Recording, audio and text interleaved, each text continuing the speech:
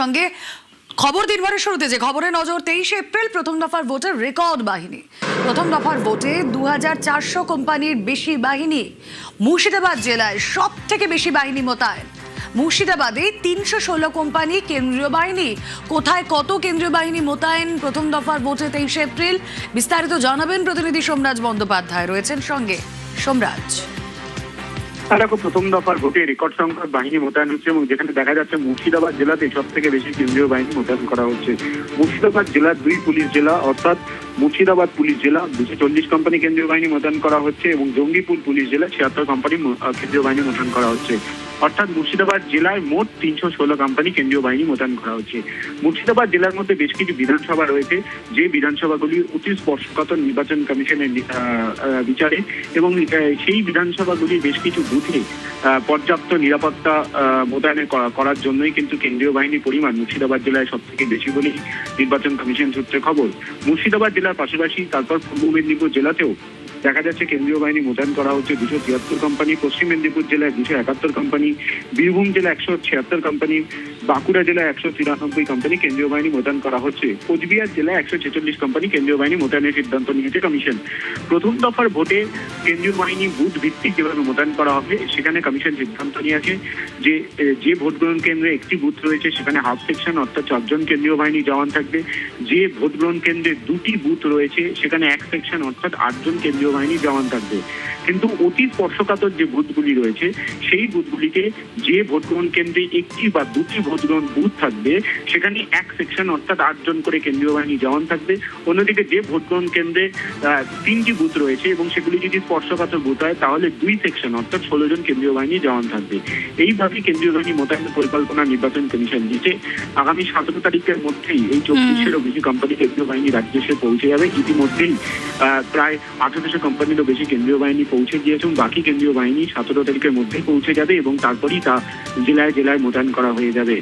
নির্বাচন কমিশনের তরফে প্রথম দফার 152টি আসনে যে ভোট তাকে কেন্দ্র করে এই বাহিনী মোতায়েনের পরিকল্পনা চূড়ান্ত করেছে। তবে কমিশন সূত্রে জানা যাচ্ছে প্রয়োজন হলে আরো কেন্দ্রীয় বাহিনীর পরিমাণ বাড়ানো হতে পারে।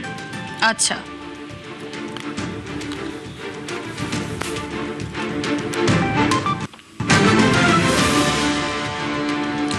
কমিশনের পুনর্নির্বাচন পরিকল্পনা। এবারের ভোটে সামান্য এদিক ওদিক হলে পুনর্নির্বাচনের পথে হাঁটবে কমিশন। পুনর্নির্বাচনেও সমস্যা হলে ফের ভোট, তাতেও গোলমাল হলে গণনা স্থগিত করে দেবে কমিশন।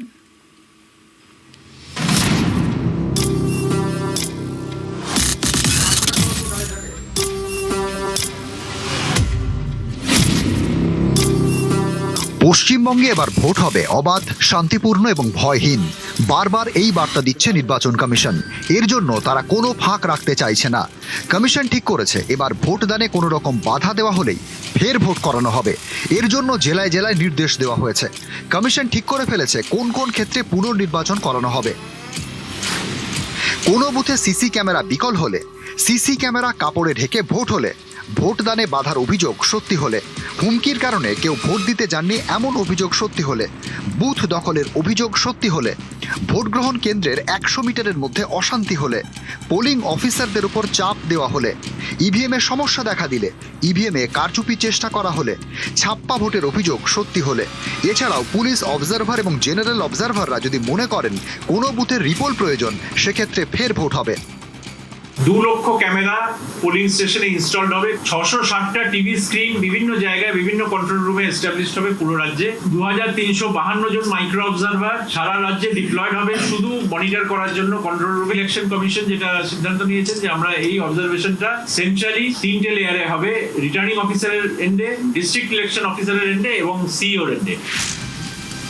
বাংলায় প্রথম দফার ভোট 23 এপ্রিল, দ্বিতীয় দফা 29 এপ্রিল, গণনা 4 মে। প্রথম ও দ্বিতীয় দফার মাঝে 5 দিনের ব্যবধান, দ্বিতীয় দফা ও গণনার মাঝে 4 দিনের ব্যবধান। এই মাঝের দিনগুলিতেই হবে পুনর্নির্বাচন। পুনর্নির্বাচনেও গোলমাল হলে কি হবে সেই পরিকল্পনাও করে রেখেছে কমিশন। পুনর্নির্বাচন সুষ্ঠুভাবে না হলে ফের ভোট করানো হবে। সেই ভোটেও সমস্যা হলে ওই সংশ্লিষ্ট বুথের গণনা স্থগিত করে দেবে কমিশন। সেখানে ফের নতুনভাবে ভোট করানো হবে। প্রয়োজনে পুরো বিধানসভা কেন্দ্রেই পুনর্নির্বাচন হবে। নিউজ 18 বাংলা। বাংলার ভোটে বার্নল বোরোলিন আইসক্রিম, কমিশনের ওষুধ বার্নল বোরোলিন আর মমতা বন্দ্যোপাধ্যায়ের দেওয়াই আইসক্রিম।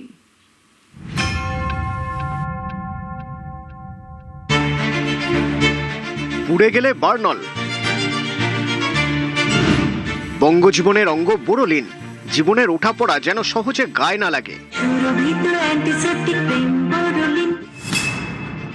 বাংলার ভোটে এবার কমিশনের ওষুধ বার্নল বোরোলিন।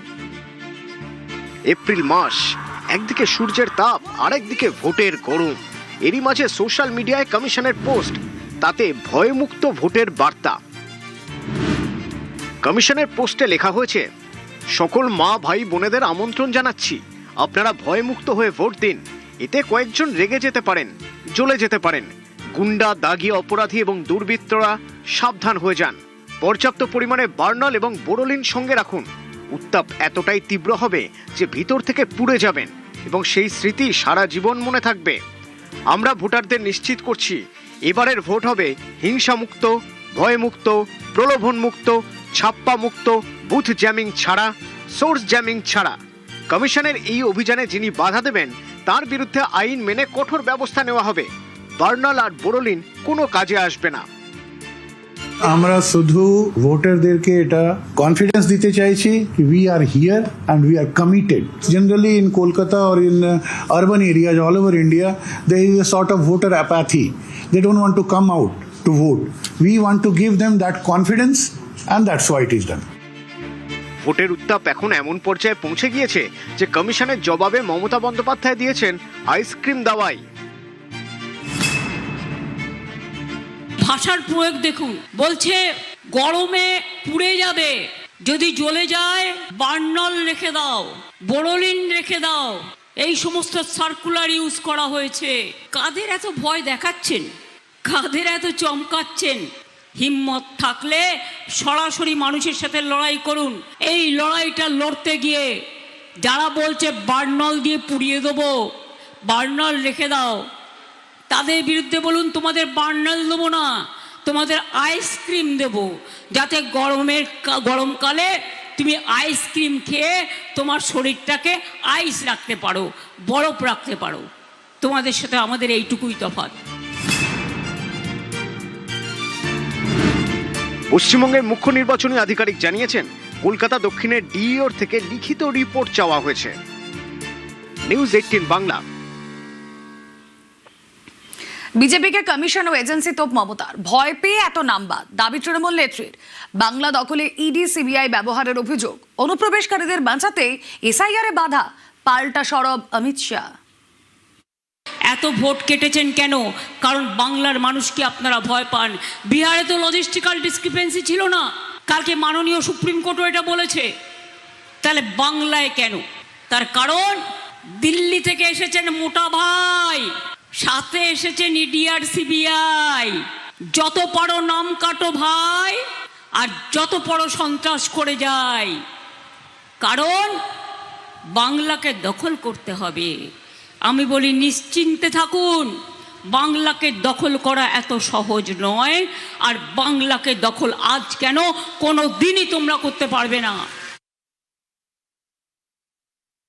ये चुनाव आयोग एसआईआर कर रहा है, घुसपैठियों के नाम निकल रहे हैं और दीदी इनके लिए छाती पीट कर रो रही है।